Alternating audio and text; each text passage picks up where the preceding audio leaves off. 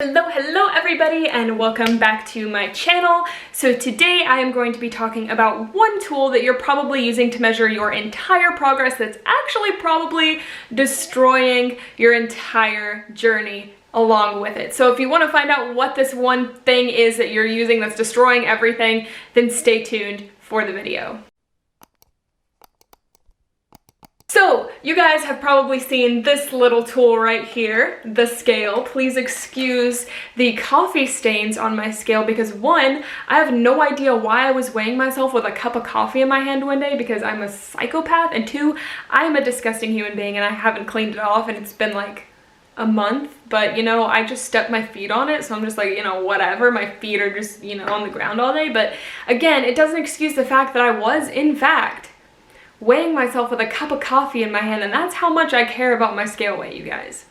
That's how much I care. You are relying solely on the scale in order to determine your progress and your success on your journey. Now, the scale can be an important piece of data, but it is not showing you the whole story, and it is likely causing you to give up before you've even gotten started. So how many times have you stepped on the scale, saw the number, got your day completely ruined, and then wanted to end up giving up on your fitness, fat loss, weight loss journey, whatever you're on, you ended up wanting to give up because you were like, I'm working so freaking hard and I'm not losing any weight, so you just end up giving up.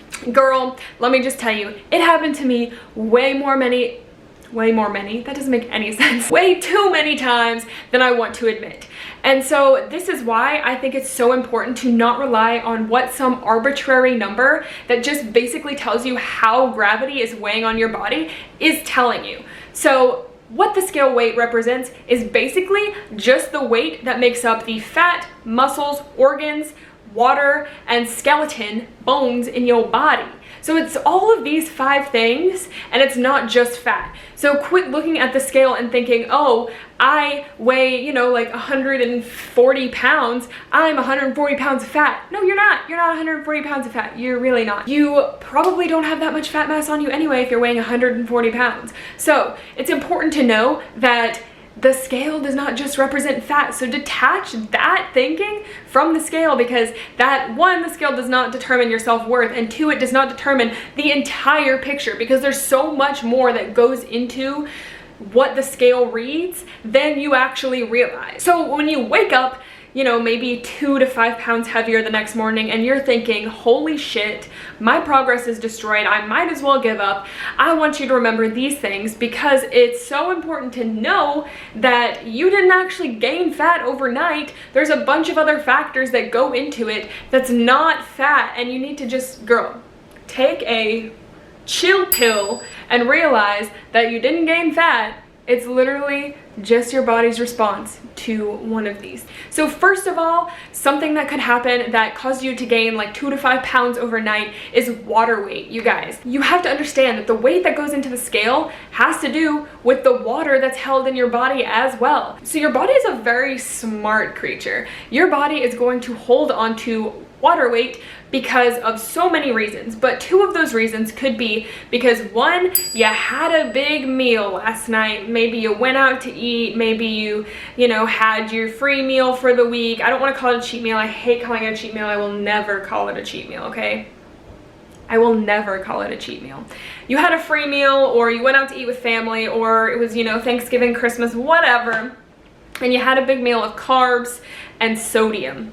Those are 2 things that are going to cause you to hold onto water weight. Now, this is where a big misconception comes in, because you think, oh, if I eat more carbs, the scale is going to go up, so carbs must be bad. No, no, okay? No, they're not bad. And this is why people see so much success initially with the ketogenic diet, is because they are losing water weight. Because what happens whenever you eat carbs is your body is going to store these carbs as glycogen in your muscles and your liver in order to be used for energy later on. And when they do that, it's going to store extra water in there as well, because carbs hold on to water. So that's why your scale weight is going to be up, because you're holding on to some extra water. But guess what? Water weight is not fat weight, and the water weight will go away. So this is why it's so important to drink water. You guys, quit drinking sodas all day long. Quit drinking teas all day long. Drink water. Water is a basic nutrient for life, and water is what's going to help you lose said water weight. I know it sounds counterintuitive. You want to lose the water weight that you're holding on to drink more water, but I promise you that the water is going to flush all of that shit right out of you, okay? Literally, it's going to actually literally flush shit out of you because you're going to poop more because your digestion's going to be improved too. But along the same lines, if you eat a lot of sodium along with your meal as well, then you're also going to hold on to more fat, or not more fat, then you're also going to hold on to more water as well. So this usually happens when you go out to eat. For example, last night I went out to eat with my mans, and then I had some froyo. It all fit in my cutting macros, so your girl was a success. But this morning I weighed 2 pounds heavier, and you know what? I didn't freak out. You know, I'm probably had my coffee on the scale this morning. I was like, all right, cool. I know it's not fat. I know it's just water weight, and I know when I go to the gym after I film this video, I am going to probably sweat it all out anyway, so it's not a big deal. So another thing that could be causing you to hold on to more weight that's not necessarily fat is by lack of sleep and stress. So what happens to your body when you are not sleeping and when you're stressed out is your body does not want to lose fat.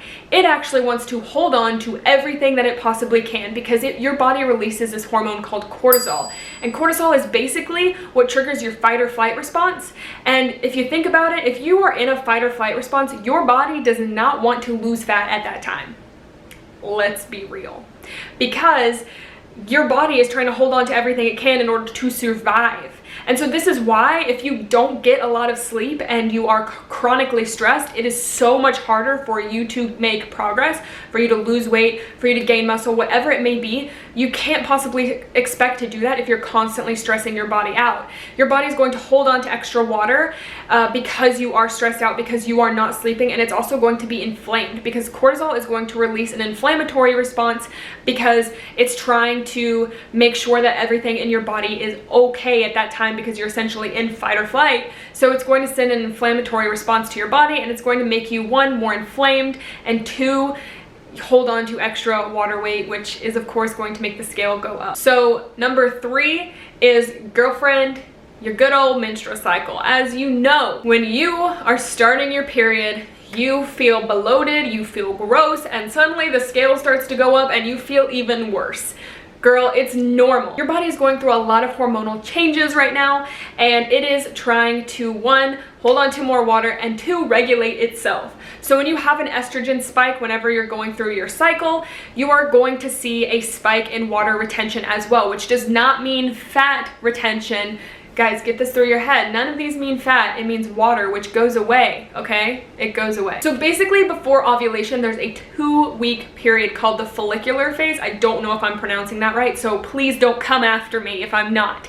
But there's a 2-week period called the follicular phase. And the first week, you're generally going to be lighter during this phase. However, the second week of this phase, you're going to start seeing a spike in the scale weight because you're spiking estrogen within your body, which is causing you to hold on to extra sodium. And as we know from previously in the video, if you hold on to more sodium, you're going to hold on to more water weight. So you're going to be heavier on the scale. So that's what happens during your menstrual cycle, ladies. So another thing that could be causing you to weigh extra on the scale is your digestion is shit. Literally, your digestion is bad. If you aren't going to the bathroom regularly, you're going to hold on to more weight because literally you have poop sitting in your system. Like, how do you expect yourself to not weigh more if you've got poop literally sitting in there, okay? So if your digestion is bad, you are going to see an extra, pound or 2 in the scale. So this is why it's so important to get your digestion in check. Be sure that you're eating your fiber, but not too much fiber, and eating foods that are going to help you move stuff through your system.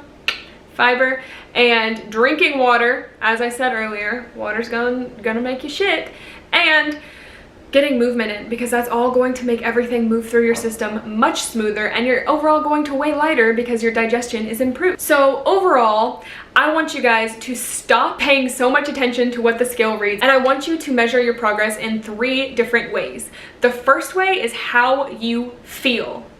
how you feel both physically and mentally. If you feel so much better, so much lighter, so much more free, you feel more confident, then overall that means way more than any scale can possibly tell you, and you need to ditch the freaking scale, throw it out the window, and realize that that is the most important thing on this journey, is how you feel. Because if you don't feel good physically or mentally, there's no point at all in this journey, period. You need to focus on feeling good internally in order to actually measure your progress, because this is the whole goal, is health overall, not just health on the outside, health on the inside as well. Number 2, how your clothes are fitting, because you could be an extra couple pounds on the scale, but your clothes are fitting completely different. And this is because you are likely, putting on muscle mass. And muscle, okay, common misconception that muscle weighs more than fat, because it absolutely does not, because 1 pound of muscle is going to weigh the exact same as a pound of fat, because they're both a pound. So I don't know how people got this, but muscle is more dense than fat. So you're going to look better if you have more muscle over more fat, because it's more dense, and overall, muscle is going to increase your metabolism. So for every pound of muscle mass you have, you're going to burn an extra 50 to 100 calories at rest. So it's going to help you kickstart your fat loss journey, because you're going to overall have an easier time because you're burning more calories. So I'm going to put up some pictures right here of me weighing 2 pounds of a difference, and guess what?